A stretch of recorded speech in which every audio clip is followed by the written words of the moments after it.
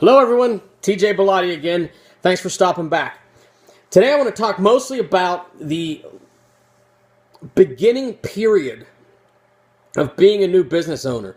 As I said before, we've been in business for 25 years. I have seen a ton of people go from being an employee of somebody else to becoming a business owner.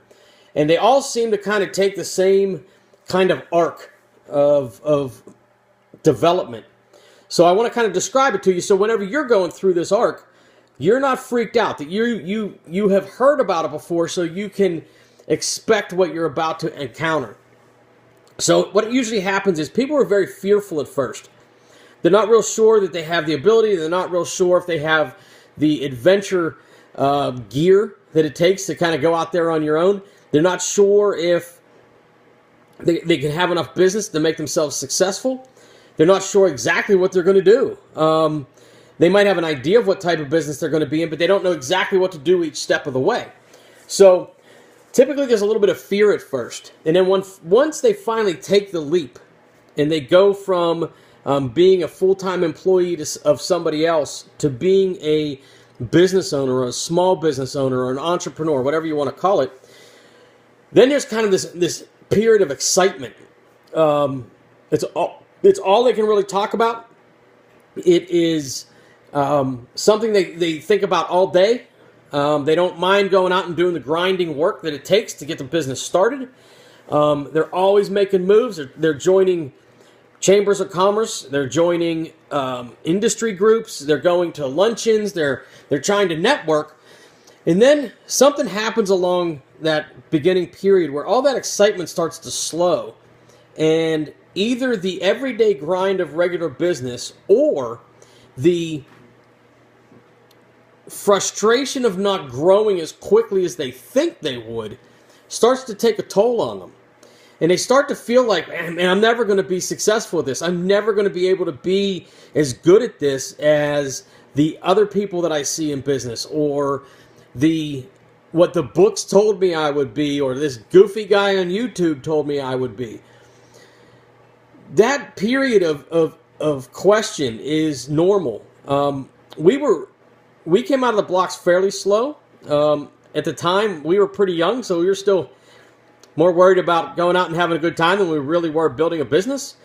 And after a few years, we started to get some traction, some legitimate traction. And then my brother got married, Mike got married, so that changes everything. Now you have to have money.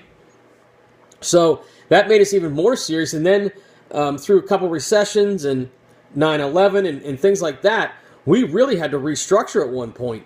And you really start to question if you have what it takes to be successful, but you have to keep grinding at it. But what we realized during that period, it was actually right after 9/11, we had to take two pretty good-sized steps backwards before we could start going forwards again. It wasn't a failure. It was just a lesson. We had changed our business model a little bit, and I don't want to get into that right now because it's really not important to the topic. But whenever we changed that business model, it took us a while to get our gears going again. And it took us a while to really start making some traction again. And once we started to, it was actually better than it was before. But first we had to take those two steps back. And then we started to work forward again with the baby steps. And to be honest with you, is the guy that does the bookwork for this company, it was sketchy for a little while.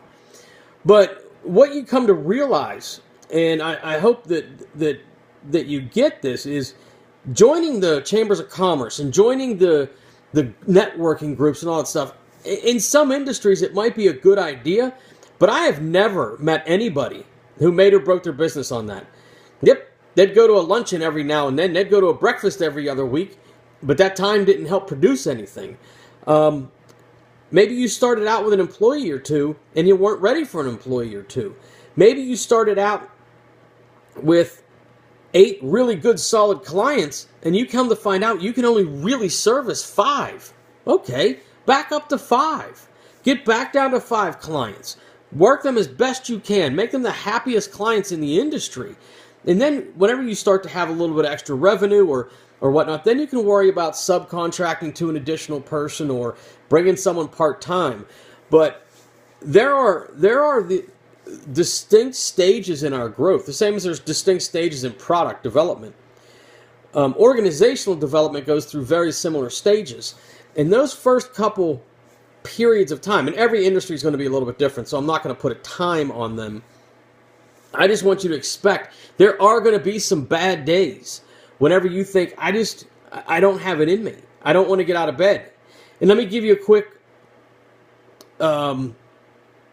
solution to that day. Whenever you hit that day, take a few minutes. Go, if you work out, go to the gym and work out and clear your head.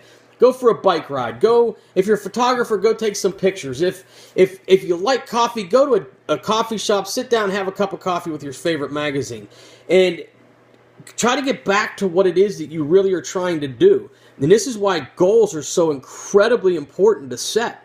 Because if we don't have goals, as I said before, we are going to end up somewhere, but someone else is going to dictate where that place is. What we need to do is set goals for ourselves and a timeline, or not a timeline, a path to get there. And stay on that path. Take those baby steps. You're going to have bad days. You're going to have days where you think, I can't do this. You're going to have days, and we had them early on, when we were working so much that I didn't have time to really sleep, let alone build the business or develop systems and all this other stuff I talk about. That's a normal growth phase that you need to go through. So be prepared for a lot of fear at the beginning, a lot of excitement for a little while, back to fear and not really sure if you ever made the right step, but keep pounding away. Because you never know how close you are to that point where you want to be. And this is, again, why the goals are so important. If your primary goal is you want to be able to do the work that you do your way, then that's what you should be doing.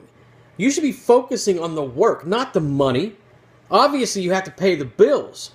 If your focus is you didn't want to have to work 40 hours a week, you wanted to be able to control the hours that you worked, and you really only want to work 30 hours a week, then focus on that goal. The money will come as long as you price yourself correctly.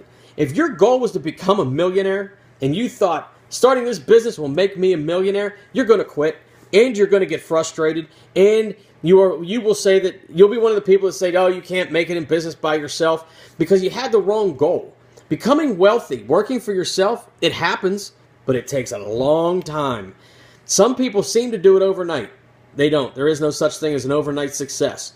So, make sure you focus on the correct goals. Expect some of those emotions you're going to go through, and you'll be okay. If you have any questions about it, maybe you're in a certain stage, and you want to talk about that stage, put it in the comments below. Don't forget to subscribe. But put any questions down below in the comments. I'll be glad to touch on them, and maybe I can help you out. Have a great afternoon. We'll talk soon.